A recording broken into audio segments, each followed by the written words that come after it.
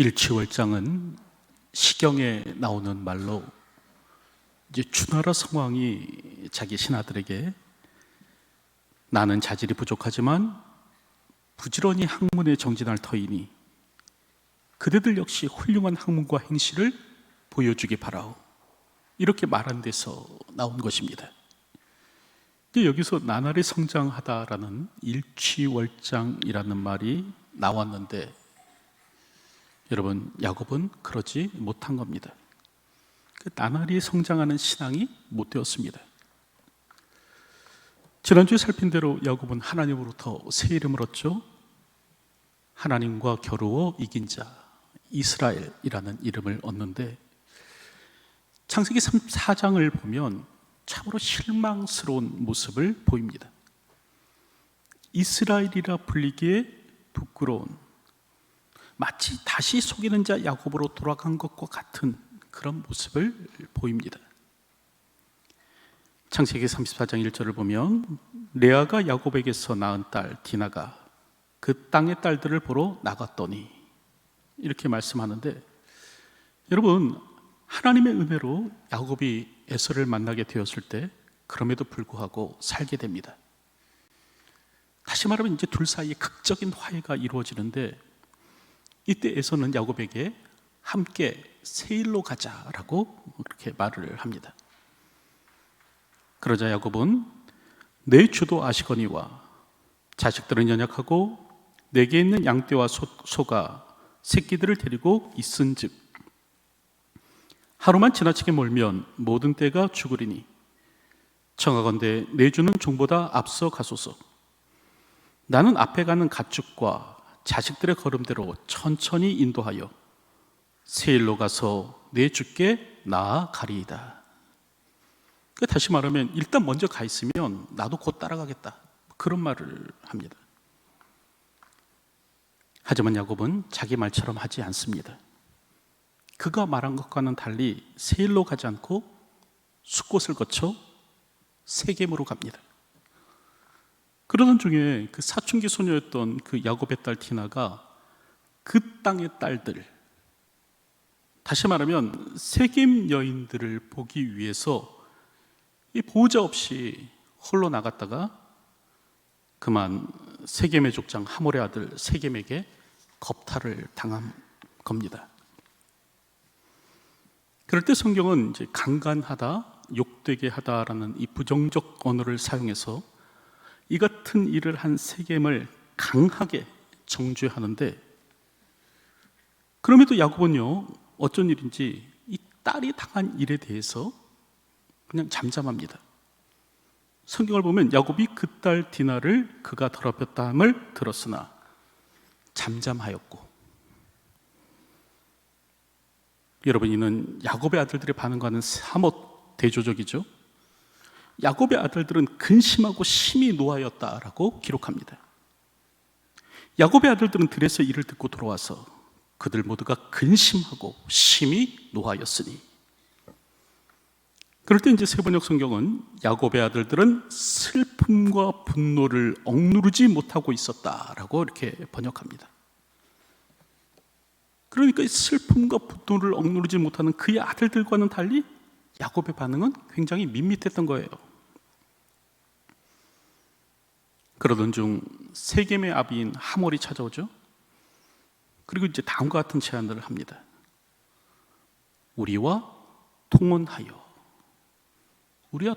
거예요. 너희 딸을 우리에게 주고 우리 딸을 너희가 데려가도록 하자. 이렇게 두 종족이 하나가 되면 평화롭게 공존할 것이고, 장사하여 땅도 사고 팔고 함께 경제 생활을 하여 우리 재산을 좀 불려가자, 그런 제안을 하는 겁니다. 더불어 디나와의 결혼을 허락하면 너희가 아무리 큰 혼수와 예물을 청한다고 할지라도 원하는 대로 주겠다. 여러분, 그럴 때 세겜 성읍은 지리적으로 에발산과 그리심산 인근에 위치한 곳이죠. 동서남북을 잇는 교통의 요충지였습니다. 그렇기 때문에 경제적 이득이 큰 곳이었어요. 그럴 때 우리와 함께 여기 머물러 매매하며 여기서 기업을 얻으라 라는 이 하몰의 말은 매우 매력적인 것이었습니다. 하지만 하몰의 제안대로 가나안 사람들과 통혼하게 되면 어떻게 될까? 여러분, 그러면 아브라함과 이삭이 가장 우려하는 일이 생기게 됩니다. 성경을 보면 아브라함과 이삭이 가장 우려했던 일이 무엇인가? 가나안 사람들과 피를 섞는 일이었습니다. 그래서 아브라함은 자신의 종에게 말하죠. 너는 내가 거주하는 이 지방 가나안 족속의 딸들 중에서 내 아들을 위하여 아내를 택하지 말고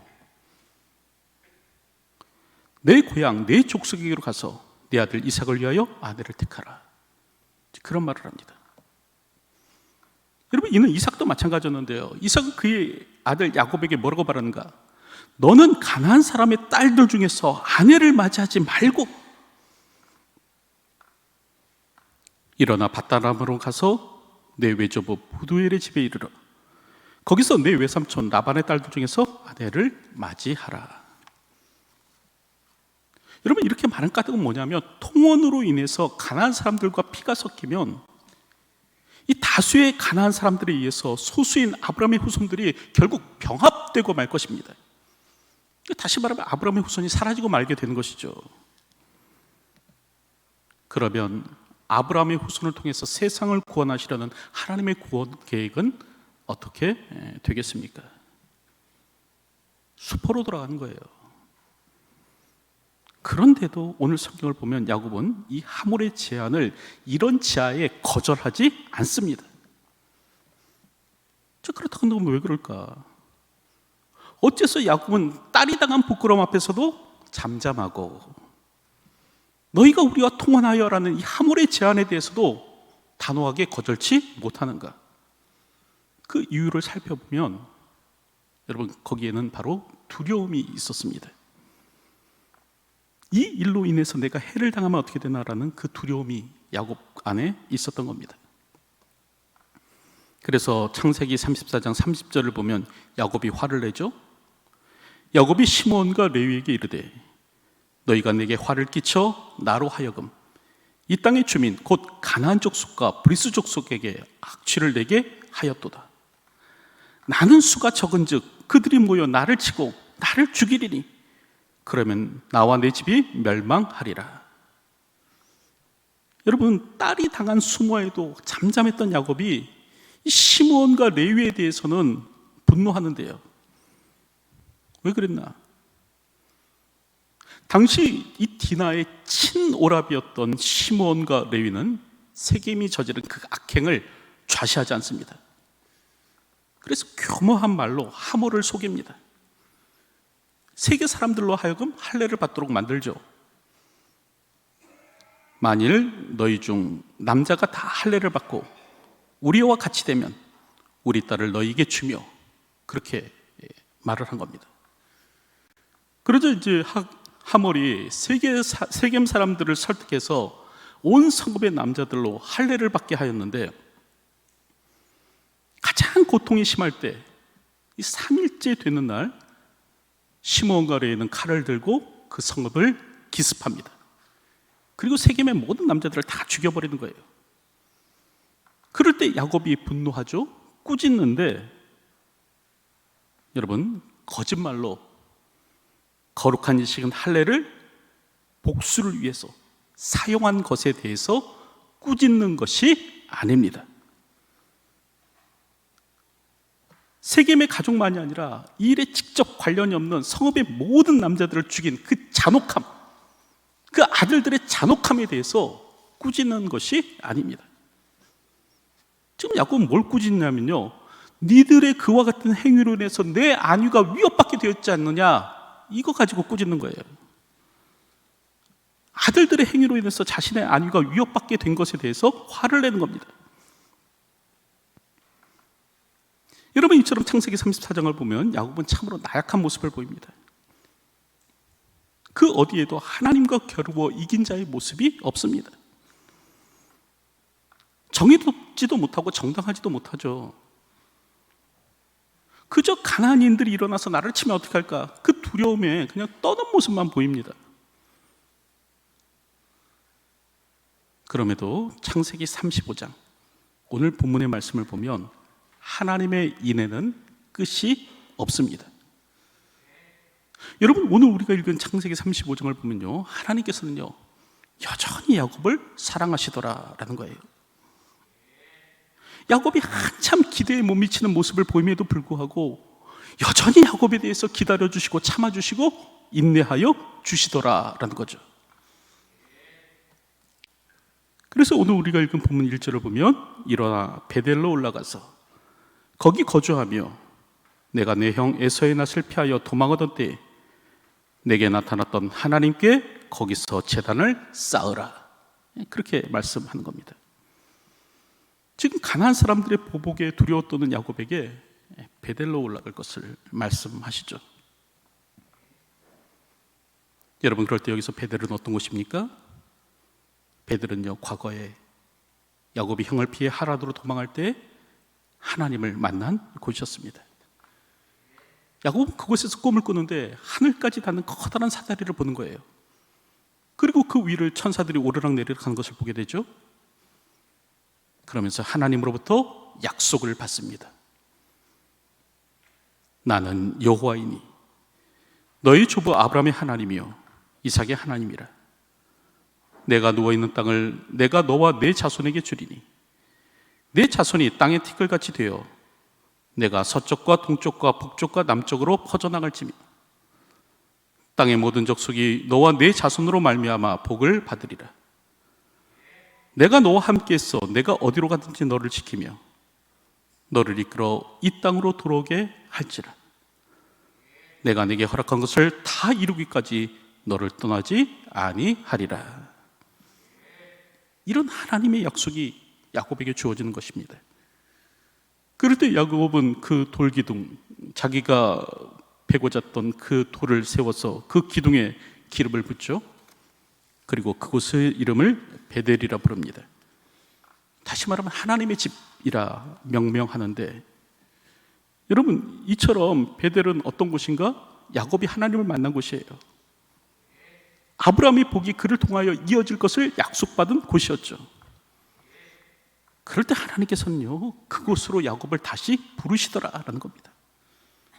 그리고 야곱으로 하여금 다시 한 번 더 그 약속을 재확인할 수 있도록 해주십니다. 그래서 창세기 35장 10절 이하를 보면 하나님이 그에게 이르시되 내 이름이 야곱이지만은 내 이름을 다시는 야곱이라 부르지 않겠고 이스라엘이 내 이름이 되리라 하시고 그가 그의 이름을 이스라엘이라 부르시고 하나님이 그에게 이르시되 나는 전능한 하나님이라 생육하며 번성하라. 한 백성과 백성들의 총회가 내게서 나오고 왕들이 내 허리에서 나오리라. 내가 아브라함과 이삭에게 준 땅을 내게 주고 내가 내 후손에게도 그 땅을 주리라 말씀하십니다. 여러분, 이처럼 성경을 보면 하나님께서는요 어떠하셨나? 이 좀처럼 변하지 않는 이 야곱에 대해서도 끝까지 참고 포기하지 않으시더라는 거예요. 야곱을 사랑하시되 끝까지 사랑하십니다. 야곱이 하나님의 기대에 미치지 못하고 확연된 변화된 모습을 보이지 못해도 여전히 그를 향한 마음과 약속을 바꾸지 않으십니다. 끝까지 야곱을 기다려주시고 그에 대해서 인내해 주시죠. 그럴 때 이런 하나님의 인애는 우리에게도 적용됩니다. 하나님은 야곱에게만 그와 같이 대하시는가? 그렇지 않아요. 하나님은 오늘 우리에게도 동일하게 대하십니다.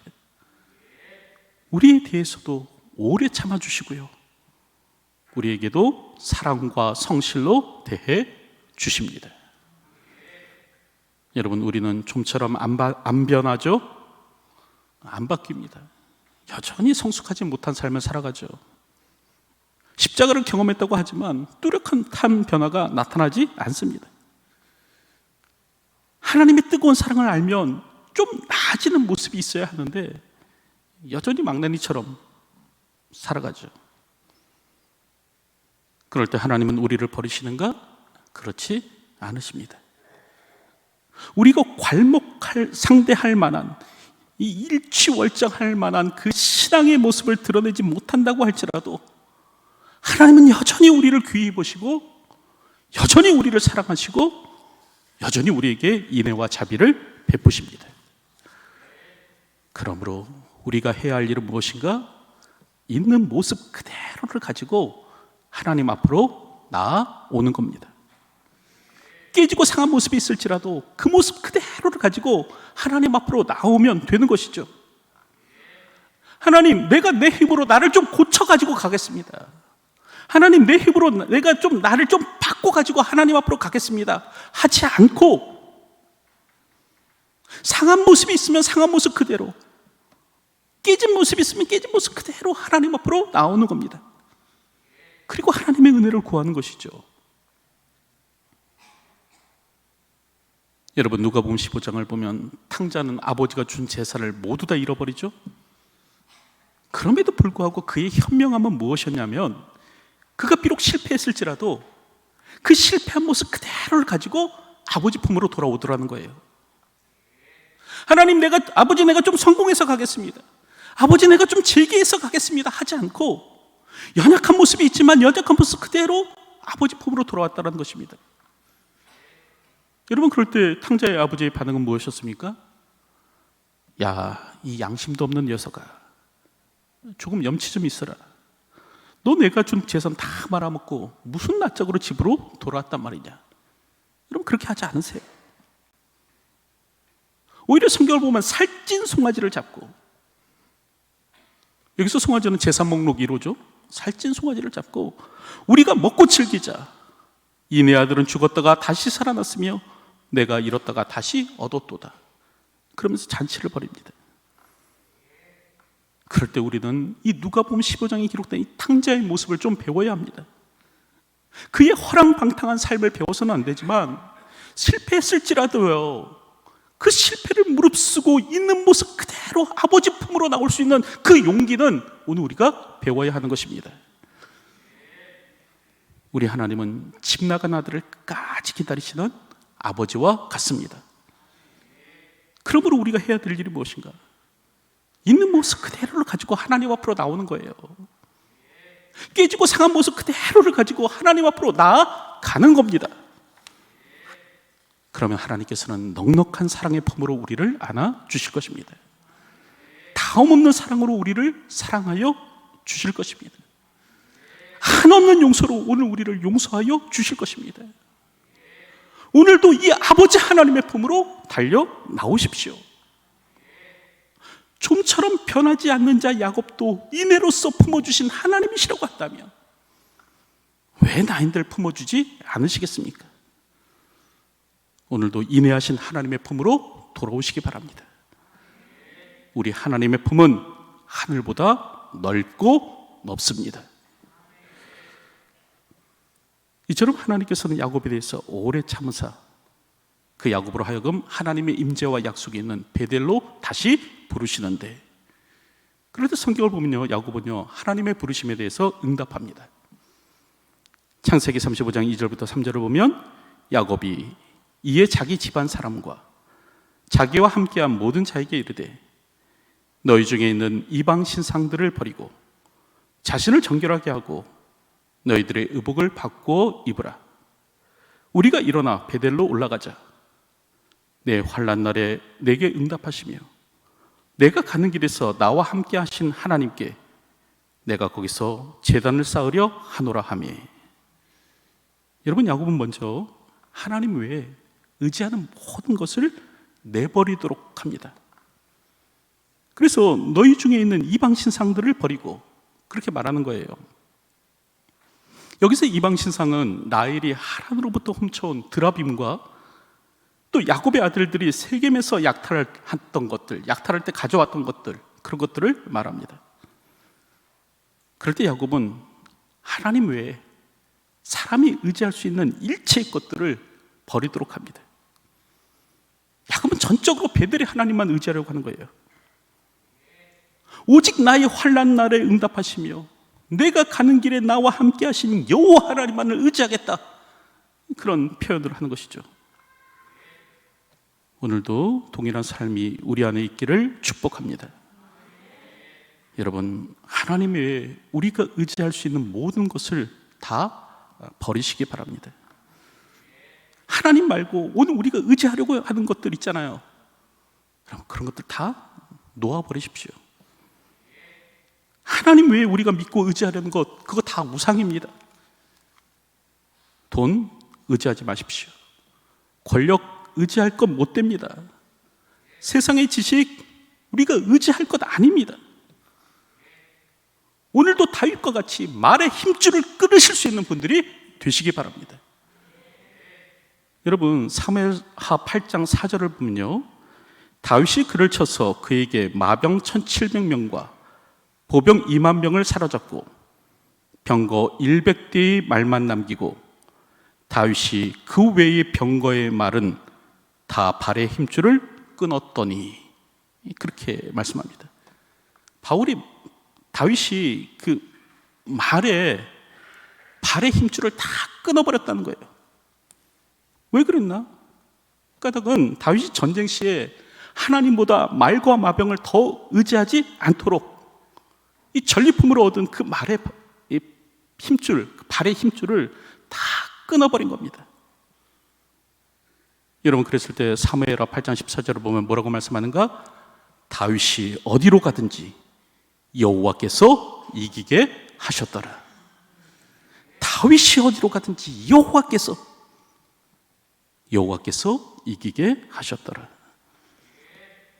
여러분, 우리가 하나님을 의지하면 하나님 우리를 책임져 주십니다. 우리가 하나님을 의지하면 하나님 우리를 이기게 해주세요. 그러므로 하나님 외에 다른 것 의지하지 마시고요, 어디를 가든지 오늘 우리로 이기게 하신 하나님을 신뢰함으로 이 땅을 살아가시기 바랍니다. 더불어 오늘 본문을 보면 바울은요, 이 베델로 올라가서 하나님께 제단을 쌓겠다, 그렇게 말을 합니다.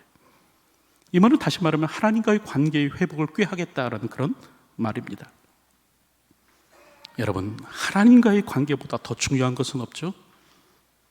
하나님과의 관계에 생명이 있습니다. 거기에 살 길이 있어요. 그러므로 우리는 무엇보다 하나님 관계에 충실해야 합니다. 지금 나와 하나님 사이에 벌어진 틈은 없습니까? 여러분, 벌어진 틈이 있다면 오늘 우리는 즉시 메꿔야 합니다. 하나님과 나 사이가 소원해져 있지는 않습니까? 그러면 오늘 우리는 즉각 회복해야 됩니다. 이 시간 나와 하나님과의 관계를 살펴보십시오. 그리고 벌어진 틈이 있다면 즉시 회복하시는 분들이 되셨으면 합니다. 이제 말씀을 맺으려고 하는데, 여러분, 창세기 34장을 보면 야곱은 하나님을 이긴 자라는 이름에 못 미치는 삶을 살아가죠. 그럼에도 불구하고 창세기 35장을 보면 야곱을 향한 하나님의 사랑은 그칠 줄 모르더라는 거예요.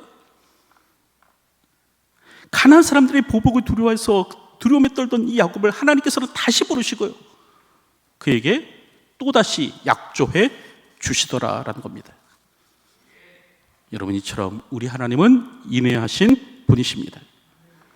그럴 때 야곱과 같은 오늘 우리들, 야곱처럼 더디게 변하는 오늘 우리지만 하나님은 오늘 우리에 대해서도 여전히 참아주시고 여전히 인내하여 주실 것이다라는 거예요. 그러므로 오늘 우리는 먼저 있는 모습 그대로를 가지고 하나님 앞으로 나아갈 줄 알아야 합니다. 그리고 하나님 외에 의지했던 모든 것 다 내려놓고 하나님과의 관계에 최우선을 할 수 있어야 하는 것입니다. 오늘도 주어진 삶을 살아갈 때 이런 삶을 살아갈 수 있는 저와 여러분들이 되시기를 주님의 이름으로 축원드립니다. 기도하겠습니다. 잘 변하지 않고 더디게 성장하는 우리지만 그럼에도 불구하고 인애로서 우리를 품어주신 하나님이 우리 하나님이심을 고백합니다. 오늘도 사랑과 성실로 우리를 대하여 주시는 분이 우리 주님이심을 알아 오늘도 있는 모습 그대로 하나님 앞으로 나올 수 있는 저희들이 될 수 있도록 도와주시옵소서. 더불어 하나님 외에 의지했던 세상의 모든 것 내려놓게 하여 주시고 오늘도 하나님과의 관계에 최우선을 두고 살아갈 수 있는 믿음의 사람 될 수 있도록 도와주시옵소서. 오늘 우리를 사랑하시되 끝까지 사랑하여 주시는 분이 우리 하나님이심을 고백합니다. 오늘도 그 하나님의 사랑에 내 삶을 맡길 줄 아는 저희가 되게 하여 주시옵소서. 예수님의 이름으로 기도하옵나이다. 아멘.